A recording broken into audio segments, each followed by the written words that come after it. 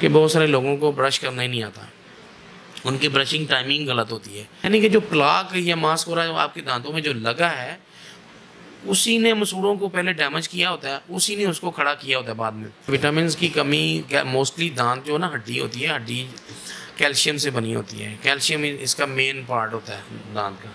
अस्सलाम वालेकुम नाजरीन, मैं हूं आपकी सोनिया और आप देख रहे हैं शाहकार टीवी। नाजरीन, बहुत से लोग दांतों की वजह से परेशान हैं। दांतों में कौन सी बीमारियां होती हैं, इनसे कैसे बचा जा सकता है, इस सिलसिले में बात करने के लिए मेरे साथ मौजूद है dental surgeon doctor Naeem Babar साहब। आइए इनसे बात करते हैं। डॉक्टर साहब, मुझे ये बताइएगा कि बहुत से लोग बात कर रहे होते हैं लेकिन उनके मुँह से एक अजीब सी बदबू आ रही होती है, हालाँकि उनका कहना होता है कि हम डेली बेसिस पे ब्रश भी कर रहे थे। इसकी क्या वजह है?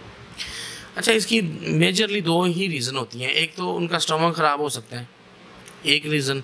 दूसरा मोस्टली मुंह और दांतों की वजह से आता है। आपके दांतों में मसूड़े ख़राब हैं किसी वजह से, आपकी ब्रशिंग टेक्निक गलत है, आपने ब्रशिंग टाइमिंग गलत है, दांतों के ऊपर प्लाक डिपॉजिट हो जाता है जिसको हम मास्कोरा आमतौर पर कहते हैं। तो उसकी जब जो ही ब्रशिंग नहीं करेंगे तो वो तय जमती जाएगी। एक दिन वो मसूड़ों को मास्कोरा मतलब मसूड़ों को खाने वाला, वो मसूड़ों को आप उसको ना खाना शुरू कर देता है, यानी कि उसको वीक कर देता है, दांतों को वीक करना शुरू करता है। उससे ना मुंह के अंदर स्मेल आना शुरू हो जाती है। इसके लिए हिफाजती इक़दाम में ये है कि पहले तो डॉक्टर के पास चेकअप कराएं। दूसरा ये है कि रेगुलर सफाई रखें।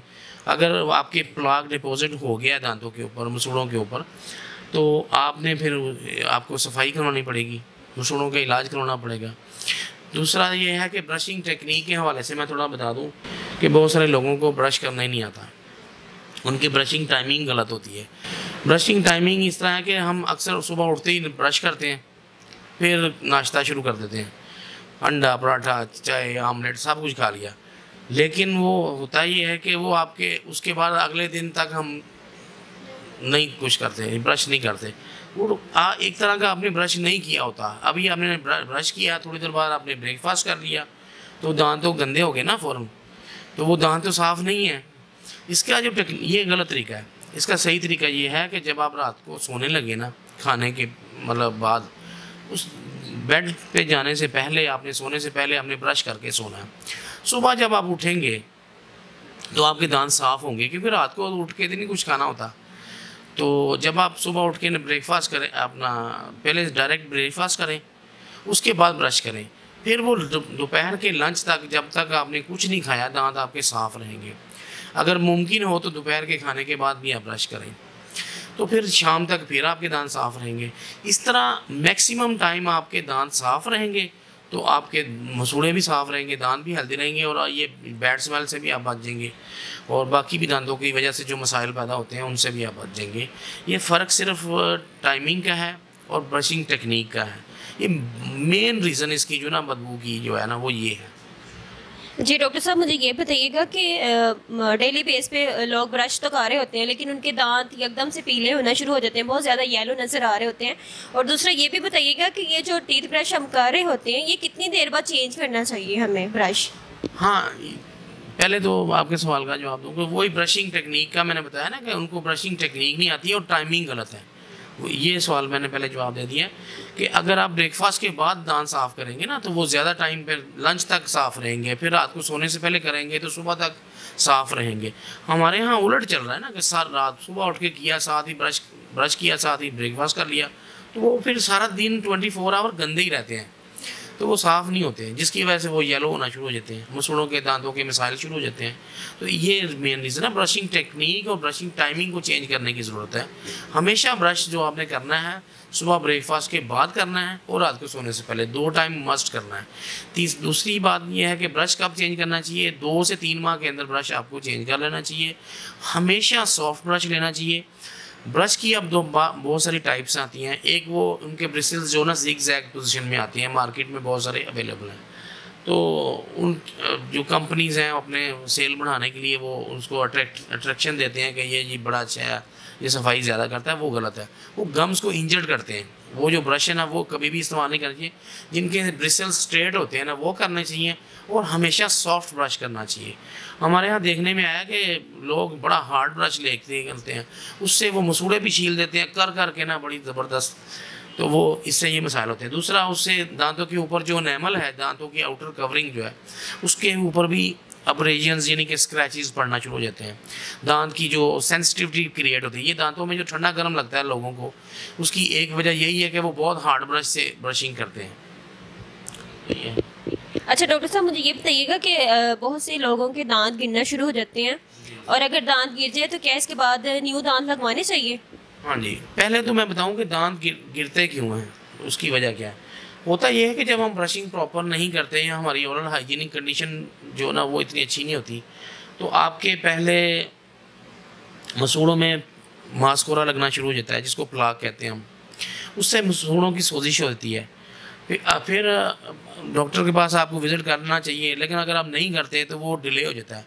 फिर उसको हम कहते हैं मसूड़ों से खून आता शुरू, उसको जिंजिवाइटिस कहते हैं। जब जिंजिवाइटिस का ट्रीटमेंट नहीं होता तो वो फिर क्रोनिक जिंजिवाइटिस हो जाता है।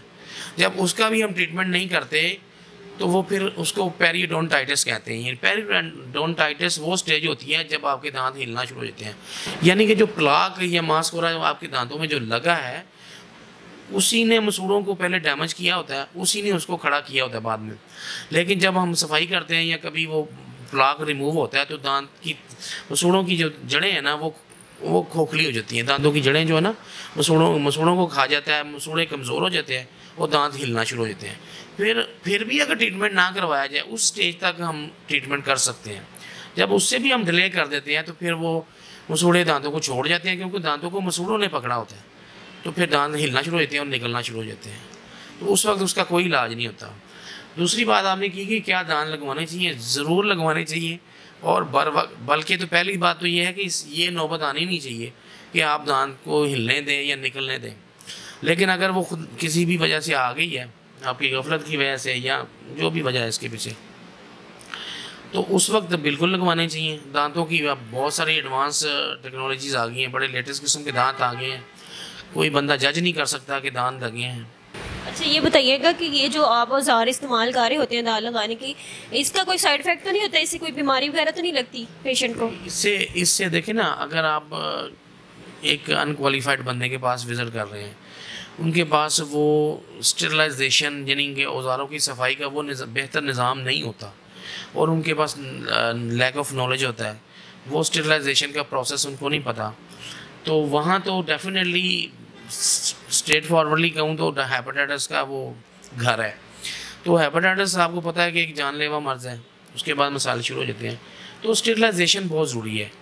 जो क्वालिफाइड डॉक्टर्स जो होते हैं ना, उनके पास ही अवेलेबल होती है, उनको अवेयरनेस होती है। उसके लिए हमारे पास एक स्पेशल किस्म के ना डिसइंफेक्टेंट केमिकल्स होते हैं। पहले हम उनमें औजारों को डिप करते हैं, फिर स्पिरिट से साफ़ करते हैं, फिर ऑटोक्लेव एक मशीन है जिसके अंदर दांतों की जो ना स्टेरिलाइजेशन की जाती है इसकी औजारों की। 1 घंटे तक तकरीबन हम उसको रखते हैं। 1 घंटे तक उसको 134 डिग्री सेंटीग्रेड तक स्टीम पड़ती है, ताकि तमाम जरासीम जो ना वो ख़त्म हो जाए। तो इस प्रोसेस को हम स्टेरिलाइजेशन कहते हैं। तो जब तक ये नहीं होगा तो बहुत बड़ा रिस्क होता है कि आप ऐसे औजार इस्तेमाल कर लें जो पहले इस्तेमाल शुदा हों, किसी को बीमारी होगी तो आगे ट्रांसमिट होगी डेफिनेटली। तो इसके लिए स्टेरिलाइजेशन बहुत ज़रूरी है। अच्छा डॉक्टर साहब, मुझे एंड पे ये बताइएगा कि कौन से ऐसे विटामिन हमें यूज़ करने चाहिए ताकि ये हमारे एक तो दांत गिरे ना और ये हेल्दी रहें, क्योंकि सुनने में आया कि विटामिन की कमी होती है जिसकी वजह से दांत गिरना शुरू हो जाते हैं। अच्छा, ये थोड़ा सा मैं इसके बारे में बता दूं कि विटामिन की कमी मोस्टली दांत जो ना हड्डी होती है, हड्डी कैल्शियम से बनी होती है। कैल्शियम इसका मेन पार्ट होता है दांत का। तो कैल्शियम इस्तेमाल करना चाहिए, यानी वो दूध में भी आप कर सकते हैं। ज़रूरी नहीं कि आप एलोपैथिक मेडिसिन के थ्रू लें या दूसरी मेडिसिन के थ्रू, आप डायरेक्टली दूध का इस्तेमाल करें। हेल्दी डाइट्स जो दांतों के लिए हैं, बहुत सारी डाइट्स हैं, वो खाएं, तो वो उससे दांत की आपकी कमी नहीं होती। दूसरा, इसमें एक और कॉन्सेप्ट है कि बहुत सारे इलाकों का ना कैल्शियम की अपना विटामिन की कमी नहीं होती, नमकियात की ज़्यादती होती है। ये थोड़ा उलट कॉन्सेप्ट है, लोगों को यही लगता है कि सिर्फ ये कैल्शियम की या विटामिन की कमी की वजह से होता है।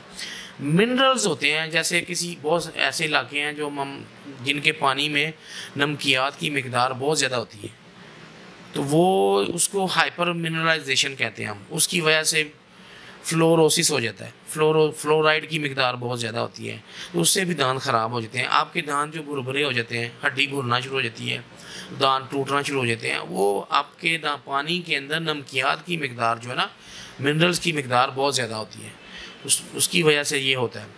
तो ये डॉक्टर आपको जज करके बता सकता है कि उसमें कोई किसी वाइटामिन की, कैल्शियम की कमी है या कि मिनरल्स की ज़्यादती है। तो उसके डायग्नोसिस से आपको फिर वो ट्रीटमेंट लेना चाहिए, बजाय कि खुद फैसला करें कि हमें कैल्शियम की कमी है या नमकियात या मिनरल्स की कमी है, वाइटामिन की कमी है। ऐसा नहीं है, वो डॉक्टर जज करेगा कि क्या ऐसा असल रीज़न क्या है।